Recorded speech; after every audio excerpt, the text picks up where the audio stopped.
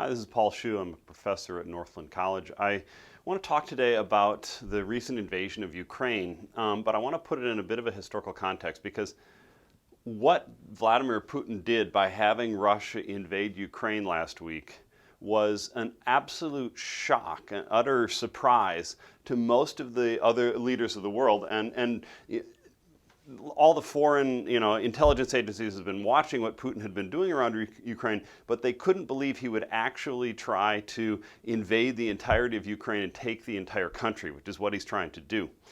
And so the question then is, why were they so shocked by this? Why did they not see this coming? They assumed that Putin had a plan, but it was a pretty small scale plan. Maybe he might take the Donbass region, or force Ukraine to make some concessions. But to take the whole country was just unthinkable. Well, the reason that was unthinkable was because since World War II, there's been an international order, a set of rules about what nations can do and how nations can act. But to understand that order, which international relations specialists sometimes call the New World Order, I want to turn back to what they call the Old World Order. So from about 1500, or even a little earlier, until the late 19th century, early 20th century, international relations were under what was called the Old World Order. And the Old World Order had a couple of rules. And the Old World Order was really spelled out in the greatest detail by a Dutch lawyer named Hugo Grotius in the early 1600s. But the rules were there for centuries. First of all, in the Old World Order, war is seen as a normal, absolutely commonplace part of statecraft. It's diplomacy by other means. It's simply one tool in the toolbox of a ruler who wants to get some diplomatic goal accomplished. And so war is just simply seen as something you can turn to when you need a little more leverage on something. Well, the second rule of this is that if you can physically threaten a nation into signing a treaty that you like, that treaty is legitimate. Now, today, people would say, no, you can't sign a contract at gunpoint, it's not valid.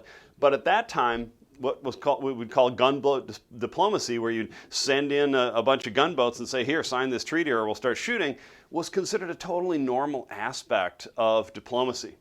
And a good example of this is in 1853, the United States sent a flotilla of ships to Japan. And you guys might remember from your course that Japan had closed its borders to foreigners, except for very controlled circumstances. They had closed their borders to foreigners for 200 and some years, from the early 1600s.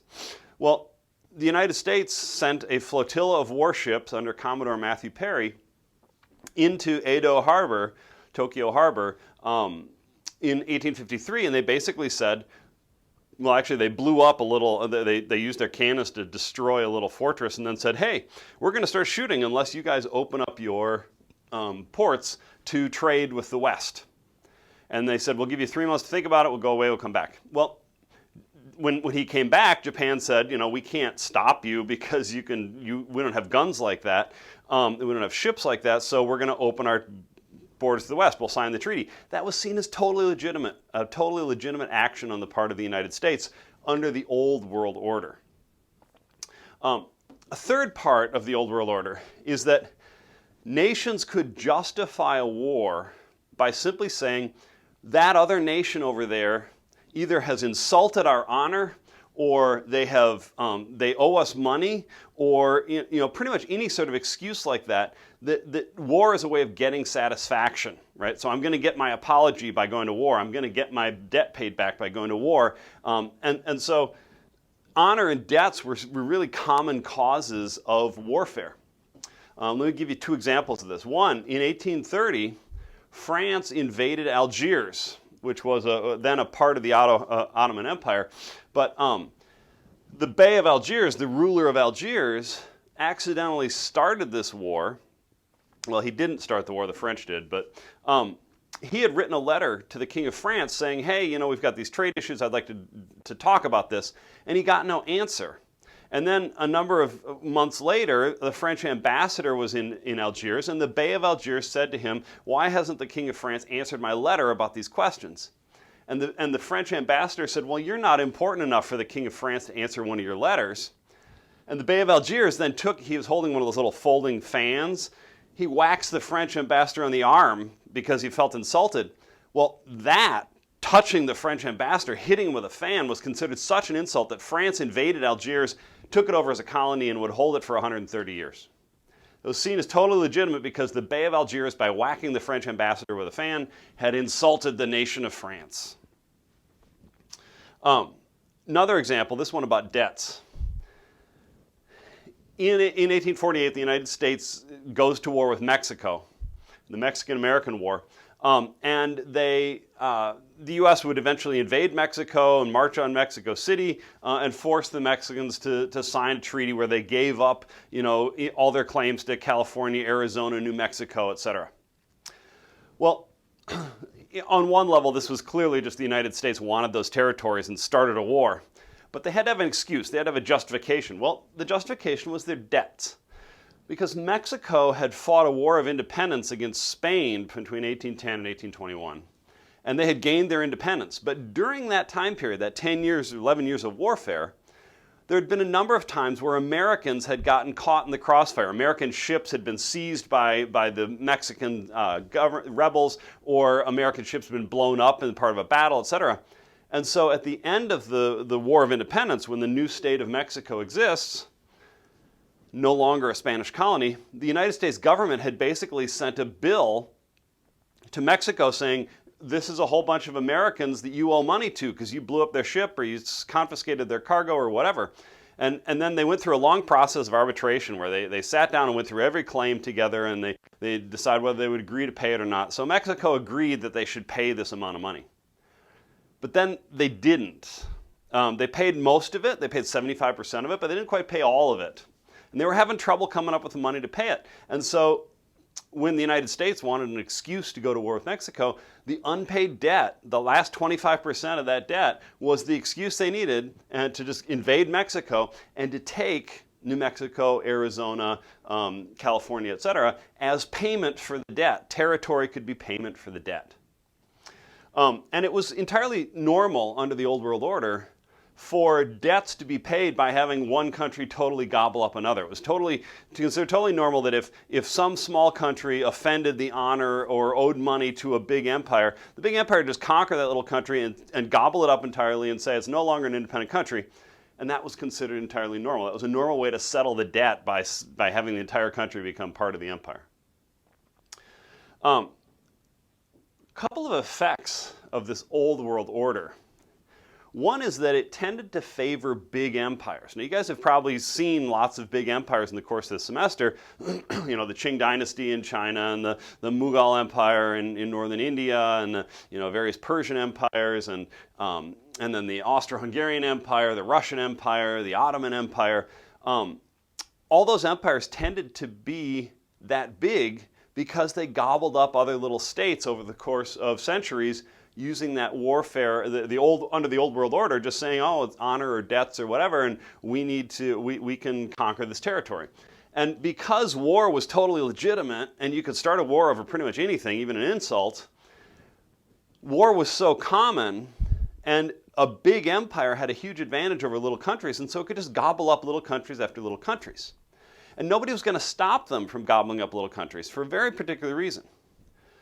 One of the last rules of the Old World Order was that if one nation has a beef with another nation, if you're going to have a fight over something, that the two nations are going to fight it out in a war, but every other nation has to sit on the sidelines. They can't help one nation or the other. They have to have a strict neutrality, because if they help one side or the other, it's like they've declared war, and so they're joining it. Now, I mean, they can join it if they want to, but the strict neutrality rule meant that when a big empire picked on a little country, often that little country was entirely on their own. Nobody's going to help them. Nobody's going to step up and say, hey, we'll help you out here.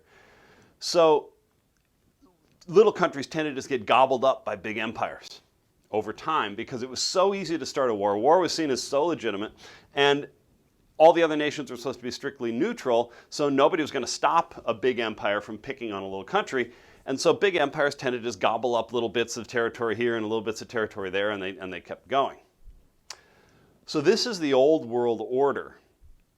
And this really was in force throughout from the 1500s up through the 19th century and into the early 20th century. But there's something that came along that really got in the way of this, sort of destroyed the old world order, and that was World War I. But then World War I happened, and this was an absolute shock to the major nations of the world, especially in Europe.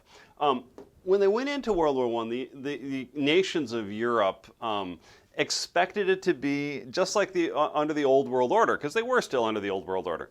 And so the idea was that they were going to go to war, and I mean, the war started with sort of an insult in the sense that Gavrilo Princip, this ethnic Serb who was a subject of the Austro-Hungarian Empire, assassinates the heir to the throne of the Austro-Hungarian Empire, Franz Ferdinand, in Sarajevo in 1914. Well, on one level, that's an Austro-Hungarian subject shooting his own government.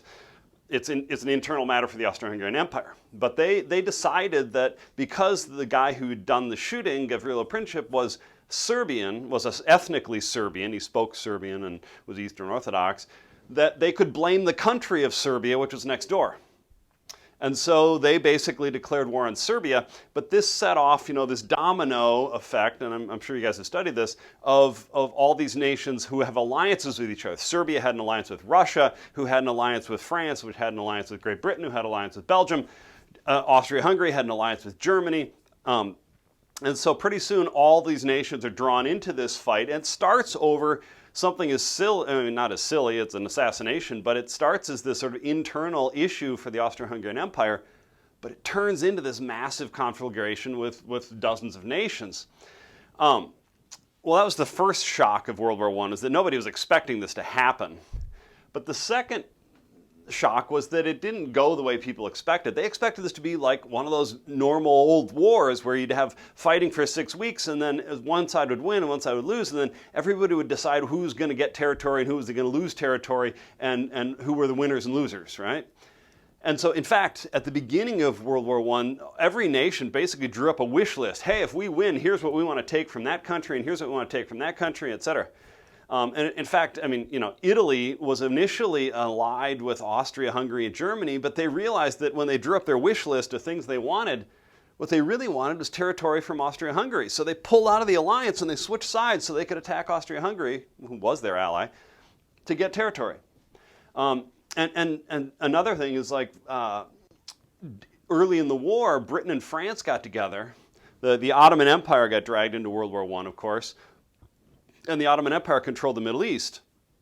So Britain and France got together and they drew up the Sykes-Picot Agreement, where they basically agreed to carve up all the Ottoman territories in the Middle East and hand it out to themselves before they'd even conquered any of it, right? They just came up with this agreement. When we conquer the Ottoman Empire and take the Middle East, you get Syria and Lebanon, and we'll take Iraq and Jordan and, Palestine and Egypt, etc.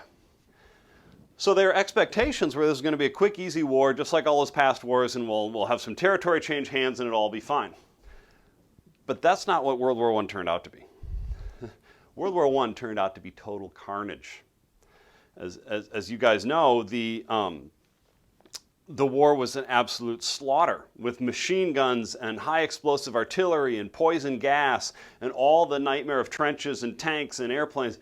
World War I turned into an absolute slaughter. I'm not going to go into the reasons for that, but I'm just going to say 19 million people died, and it really didn't accomplish much at all. It was just sort of senseless slaughter for 4 long years, and it shocked lots of people, and it made people realize that the weapons of modern warfare, the machine gun, the high explosive artillery, and then on the horizon, tanks and airplanes, and submarines and things like that, meant that modern warfare, industrialized warfare, was going to be way more deadly and destructive than warfare had been before that. And so Europeans and Americans and lots of other people in the world began to realize that, hey, this modern mechanized industrialized warfare is a whole other thing. maybe we want to have some new rules around this one, right? Maybe we don't want it to be just when anybody feels insulted, they can start something like this, because this was a disaster. Well, the first person who sort of realized this, I'm not the first, but one person who realized this was Woodrow Wilson, the President of the United States. He had a PhD in political science from Johns Hopkins University, so he was very aware of the old world order. He was very aware of how international diplomacy worked, and he thought it was a bad system. So Wilson, he tried to stay out of the war. The United States eventually gets sucked into it by the Zimmerman telegram and all the rest. But when he enters the war, Wilson says, you know what, we're not going to go into the war the United States is not going to enter the war the way everybody else has, like drawing up lists of territory we're going to take and all that. That's not what we're doing here. Wilson said, we have higher ideals. We're going to try to actually change things after this so that this kind of war doesn't happen again. And Wilson came up with this plan. He called it the 14 points, and I'm sure you've talked about it. And in the 14 points, he really redrew the old world order and transformed it. I mean, if they had adopted the 14 points completely, it would have totally transformed the old world order. A couple of the big reasons for this is, one, Wilson said that every nation should have a state. In other words, every ethnic group should have its own country. So the French should have France and Germans should have Germany, but Poland should exist as a country because there's all these people who are Poles, ethnically Poles, and there should be a Czech Republic, and et cetera. So he basically, and all that territory, all those ethnic groups were part of big empires, the Austro-Hungarian Empire, the Russian Empire, the German Empire, the Ottoman Empire.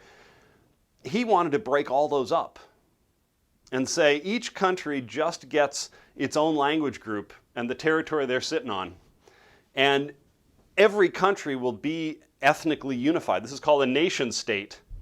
A nation state is where a nation or a people who share an ethnic background, a language, a culture, a history, etc. Every nation has its own government state. It's got its own country. So Wilson basically says we're going to break up all these empires and make them nation states. And then Wilson says we're going to do it with democracies. Wilson actually thought that no democratic country had ever attacked another democratic country, so he thought you could end war by just making everybody democracy. Didn't quite work that way, but Wilson also said we're going to create a League of Nations, which is this big international body that will mediate disputes between countries so they don't have to go to war, right? So instead of it being, I'm insulted, I'm going to go to war, it's I'm insulted, I'm going to go to the League of Nations and present my case, and the League of Nations will say, oh yeah, you're right, and that country should do this to make things right for you. And Wilson had different rules about diplomacy. He didn't think there should be secret treaties where nations agreed to carve each other up, etc. If Wilson, and Wilson said, after this war, there's not going to be, nobody's going to be taking territory. Nobody's going to be grabbing different countries and things. Nobody's going to get rich off of this war. We don't want to make war profitable. So we're just going to come up with a settlement that's fair to everybody. That was Wilson's 14 points. Now, when the war ends in 1918, with the help of the United States, all the nations gather together around Paris, and they sign a series of peace treaties. There's a different peace treaty for each losing nation. But Wilson doesn't quite get what he wants, right? He's got this grand vision to redo all of diplomacy, but he's working with a bunch of countries, Germany, France, Britain, Austria, Hungary, etc., a bunch of countries that aren't quite ready to buy that. They're not sure they want to get rid of the old world order. They're not sure about Wilson's plan here. So Wilson gets some of what he wants, but he doesn't get all of what he wants. In particular, they do break up. The Austro-Hungarian Empire just ceases to exist. The Russian Empire loses a whole bunch of territory. The German Empire loses a little bit of territory. The Ottoman Empire ceases to exist. Instead, they carve up all this territory and they create a bunch of new nation states. And some of these nation states sort of created themselves by on the ground, and others were created by treaties. But basically, all these new nation states, it's a long list. It's Finland and Estonia and Lithuania and Latvia and Austria is now just a little tiny country instead of a big empire. And Hungary is a little tiny country instead of a big empire. And you got Czechoslovakia and Poland, and you get and you get Yugoslavia, and then the Ottoman Empire gets carved up, and you get Turkey, and you get Syria, and Iraq, and Jordan, and Egypt. That's a whole lot of new nation states, and those big empires really are broken up. So Wilson got part of what he wanted. He also got the League of Nations. They created the League of Nations as a sort of a body for mediating disputes between nations. But Wilson did not get everything he wanted. In particular, a lot of the victors took territory. France took Alsace and Lorraine from Germany. Poland took territory from Germany. Austria and Hungary shrank down to really tiny nations. And Serbia basically gets a bunch of territory added to it to become Yugoslavia. So there's a lot of territory changing hands that's kind of punitive. But also, Britain and France basically say, Germany owes us a debt, and we used to settle these debts by taking a chunk of territory from the losing nation. This time we're going to just make them pay money. So Germany has to pay a whole bunch of money to Britain and France. It turns out to be, at that time, it was about 33 billion US dollars, which is something on the order of $1 trillion now. So Germany has to agree to pay that. That's punitive. That's sort of old world order kind of way of thinking. So Wilson doesn't get all he wants, and in fact, the United States, doesn't ratify the treaty, and Wilson, actually tries to convince the U.S. Senate to ratify the treaty, and they refuse, and he sort of dies a broken man. But his idea picks up steam, and in 1928, there's an interesting event that happens. The United States, the American Secretary of State Frank Kellogg and the French Foreign Minister Aristide Briand decide they're going to sign a treaty, and it's sometimes called the Kellogg-Briand Pact. Its official name is the Paris Peace Pact of 1928. And what this does, this is a whole new idea. What the Paris Peace Pact does is the central idea is it outlaws war. It says war is illegal, it is never justified. The only time you can fight a war is if somebody else attacks you. And if you think about that for a second, that means there are no more wars because nobody is allowed to attack anybody else. You're only allowed to defend yourself if someone else attacks, and if nobody can attack, there are no wars. So the Paris Peace Pact just outlawed war. It said it's illegal. And then it also set up a system whereby it also said that if two nations do go to war, one of them had to have started it. One of them is wrong. One of them broke international law, so to speak. And other nations of the world can judge that and get involved. So if Germany aggressively attacks France, other nations can come help France, right? And so this is a new idea. It's the idea that other nations get to judge who's right and who's wrong and help the person who's being wronged, or the nations being wronged. But there's another part of the Paris Peace Pact, and that is that instead of going to war to stop war, right? Because what's the point if all these other nations are going to jump in and try to help somebody? If they go to war, it's just making more war. Instead, nations can punish each other with economic sanctions, diplomatic sanctions, and things like that are not war, but can hurt an aggressor nation. So the Paris Peace Pact, and initially it was just between the United States and France, but other nations began to sign it, and within a couple of years, every single nation on earth had signed the Paris Peace Pact. So in theory, by 1930, war was illegal. War had been banned forever because nobody was going to start a war because that was illegal, and nobody was going to have to fight a defensive war because there would be no one starting wars. And every nation agreed that they would enforce this international order through the League of Nations, and they would impose sanctions, economic sanctions, and things like that. So this is a vision of a totally new way for nations to interact with each other. But of course, you might have pointed out already that World War II came right along after that, right? Actually, the violence started before World War II. It almost started as soon as the ink was dry on the Paris Peace Pact.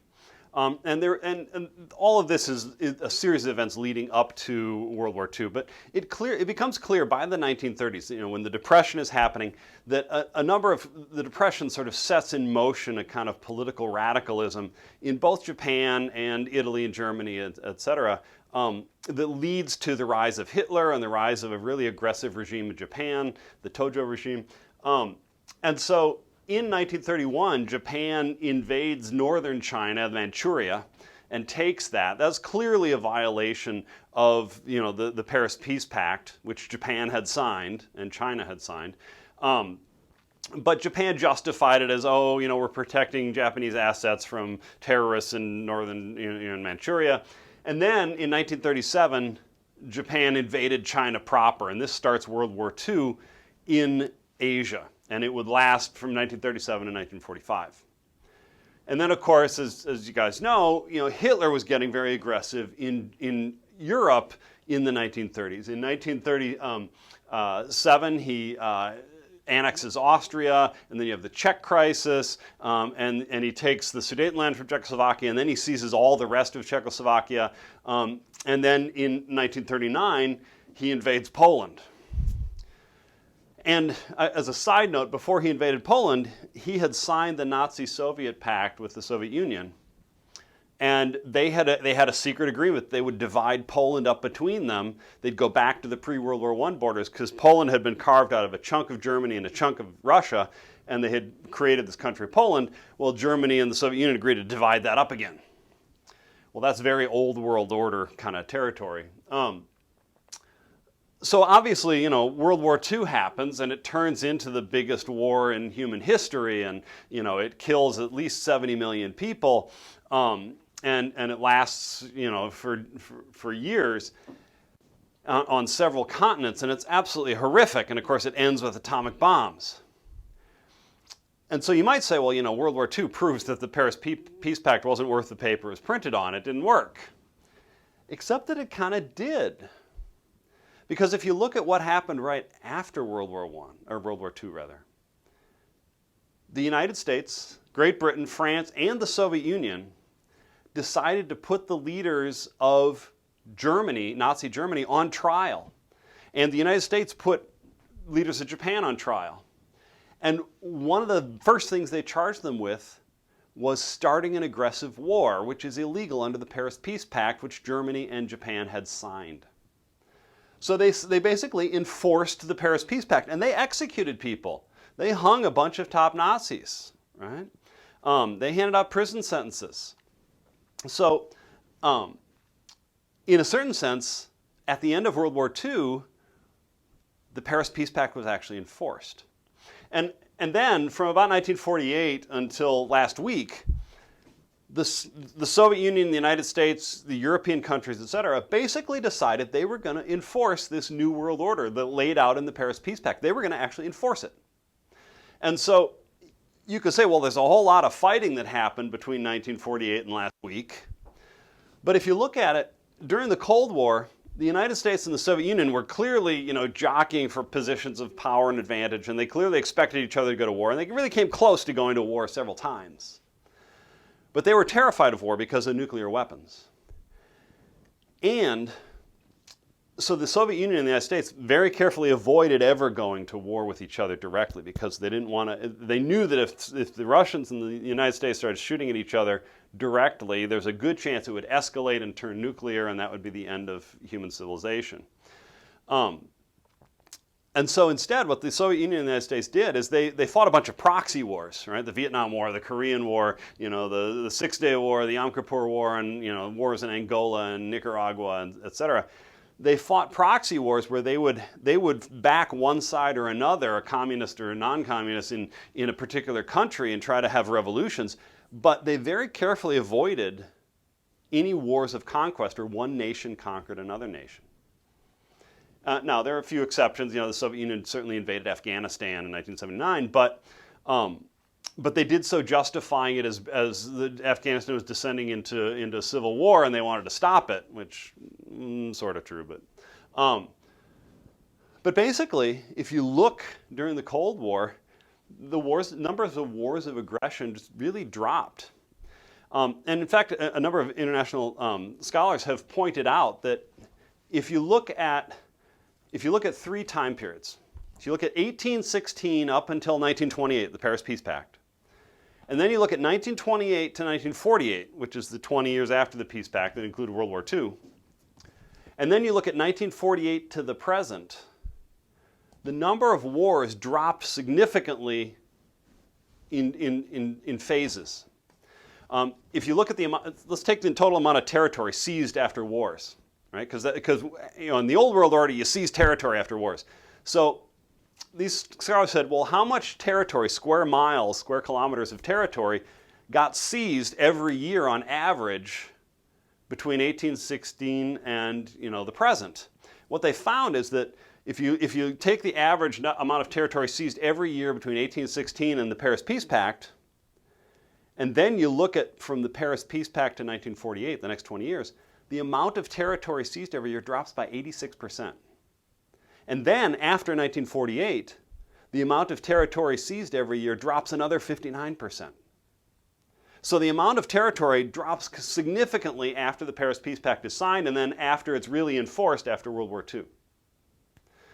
In addition, the total number of wars, if you look at the total number of wars, the average number of wars going on at any given time is up here, up until 1928, it falls significantly, and then of course it goes, there's a big war in there, but then it falls significantly again. We've had far fewer, the 20th century was a horrific century because you had 2 huge world wars and you had the threat of nuclear annihilation, you had the Holocaust, all that. But the total number of wars fell significantly during the 20th century. It had fewer wars than the 19th century.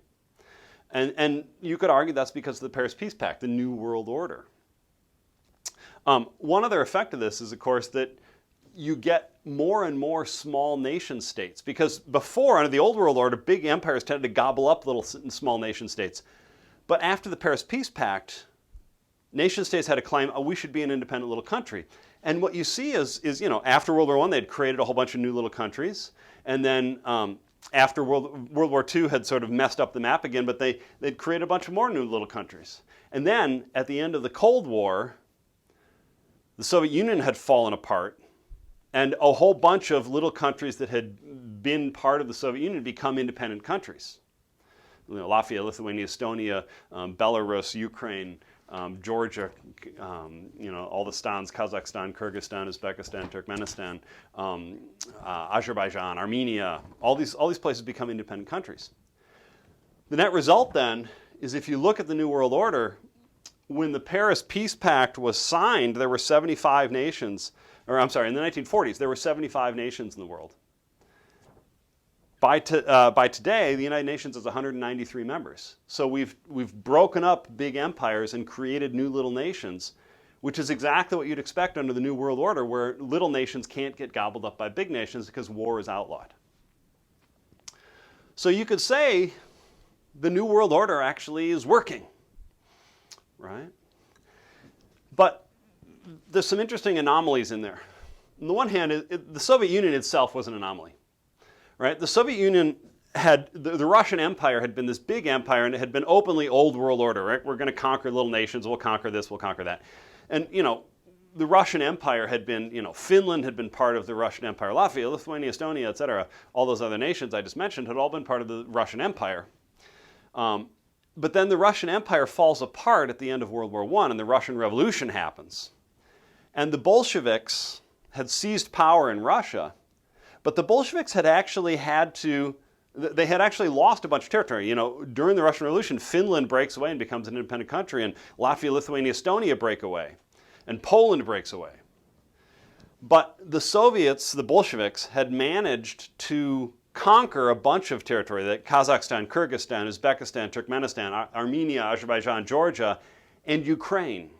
Ukraine had declared its independence at the end of World War I during the Russian Revolution, but the Soviets had conquered it again and made it part of the Soviet Union. And so the Soviets had justified this by saying, we're a revolutionary organization and these nations want to join us because we're revolutionary. They want to join our revolution. So the Soviets sort of said, nation states don't matter. We're going to, they're voluntarily joining us. But it had actually been a conquest. Ukraine had been conquered by the Soviet Union. But nonetheless, the Soviet Union was championing the New World Order. They were enforcing the New World Order. But they were one of the last big multinational, multi-ethnic empires. So it was kind of a strange position for them to be in. And of course, when the Soviet Union fell apart in 1991, Mikhail Gorbachev dissolves the Soviet Union, and you get the Commonwealth of Independent States, which doesn't last very long, but basically all the Soviet socialist republics become independent countries. It's as if the United States dissolved into 50 independent countries. The biggest one is Russia, of course. But in 1991, Latvia, Lithuania, Estonia, Ukraine, Belarus, all those countries become independent nations. And so they then get protected under the New World Order. Right? They're nation states. They are protected. The other nations, nobody can start an aggressive war, etc. Which brings us to last week. And this is why it was so incredibly shocking for virtually all the heads of state of the rest of the world to see Vladimir Putin invade Ukraine. And his explanation for this was ludicrous. He says, the Ukrainian government is a bunch of, drug-addled Nazis, and he's going to liberate the Ukrainian people from their government. Well, their government is legitimately elected. They've had elections. They've had a couple of revolutions in the 20th century to overthrow corrupt governments so they can have free elections. And this guy Zelensky was elected in a free election. Right? There were like 38 candidates for president when Zelensky was elected, and he still won like 72% of the vote. This guy legitimately won his election. And so this is a legitimate government of Ukraine. But Vladimir Putin just out of nowhere invaded Ukraine. Now, we know a little bit from what Putin was talking about. For instance, we know that there's actually a funny thing.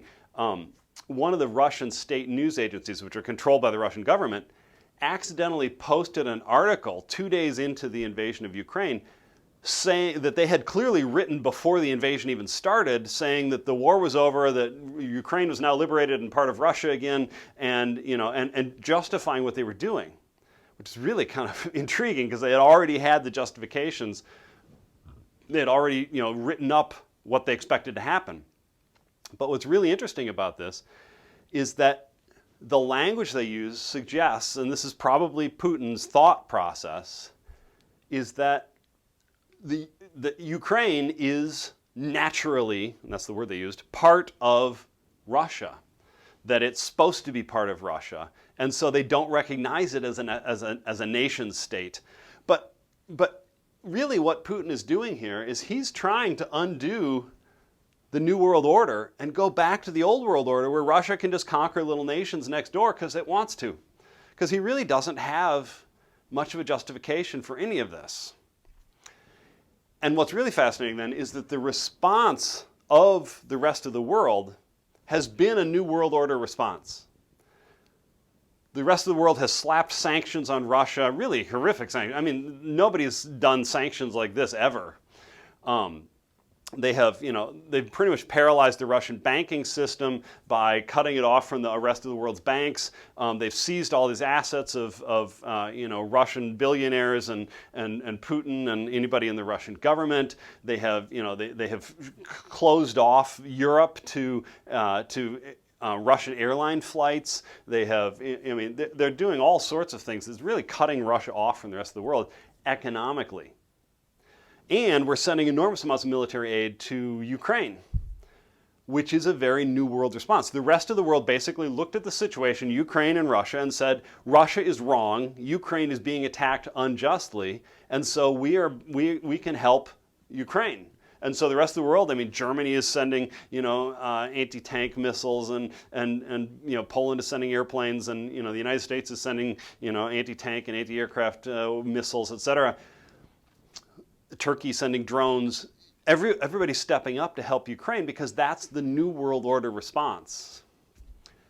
But Putin is still pushing this, right? And it's a really well, it's a really delicate situation in one sense, because Putin has nuclear weapons, and he has referred to nuclear weapons in the last week, and he has made allusions to nuclear weapons. So, and he put the Russian nuclear force on alert. And that actually has important meaning, because when the Russian nuclear force is not on alert, you can't launch nuclear weapons. You have to put them on alert before launching nuclear weapons. So that he's put them on alert, which means he can now launch nuclear weapons.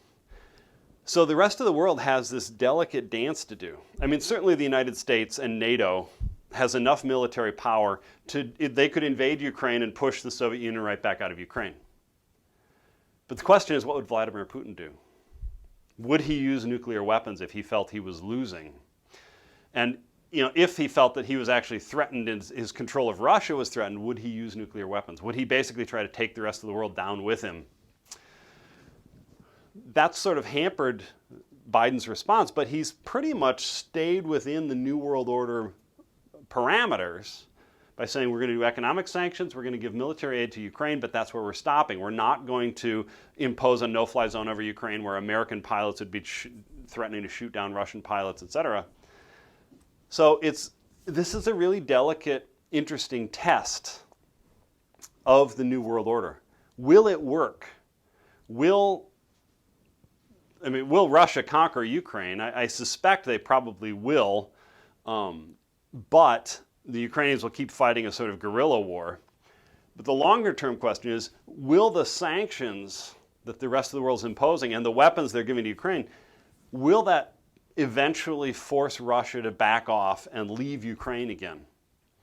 Or will it be something in the middle, like the Russians set up a puppet government in Ukraine and then pull out saying that they've fixed the problem, etc.?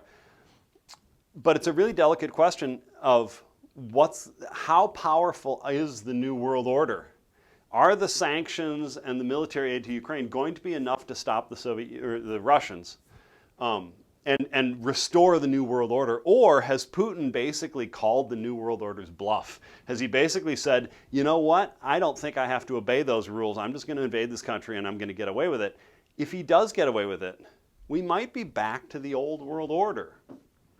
Other nations are going to see that. I mean, China has always wanted to, since 1949, China has wanted to conquer Taiwan because they say it's supposed to be part of China. The rest of the world says it's an independent government. If Russia gets away with conquering Ukraine, you can be pretty sure China's going to try to take Taiwan. So the old world order is a little bit scary, because the old world order now is lots and lots of wars and wars of conquest and big empire building, but it's going to happen in the context of modern weapons with drones and high explosive missiles and rockets and then eventually maybe nukes. An old world order with those kind of weapons is a really terrifying prospect. So let's hope that the New World Order is resilient enough, is powerful enough to force Putin to back off without resorting to traditional warfare. We'll find out.